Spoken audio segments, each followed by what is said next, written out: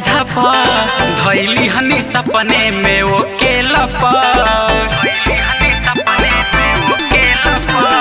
तनका सा गइल पलकिया झपा धैली हनी सपने में वो के लपा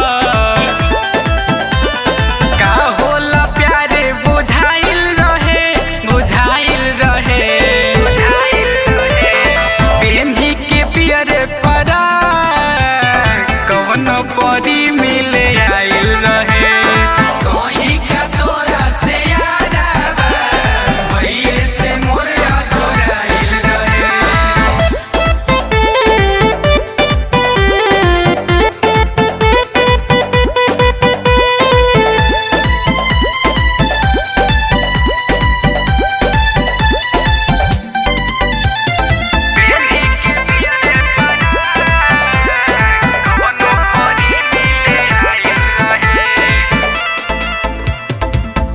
हिरनी के चाल चलत रहत बाजल छागल सुन के आवाज हमार मन भइल पागल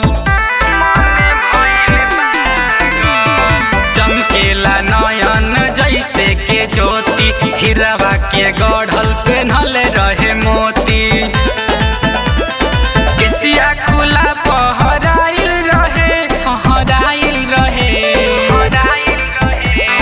पेन्ही के पियरे परा कवनो परी मिले आइल रहे कहीं का तोरा से याद आवा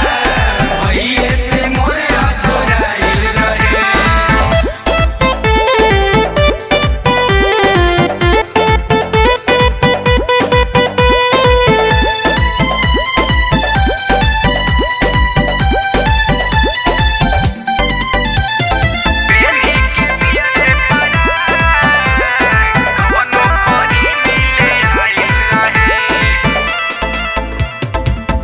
बड़ी फुर्सत से गढ़ले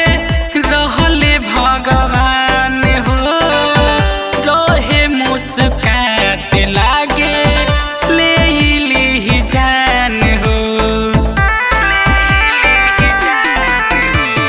पवन बेदर्दी के बढ़ल परेशानी देवराज रोकी जी हो फेंक दिहले पानी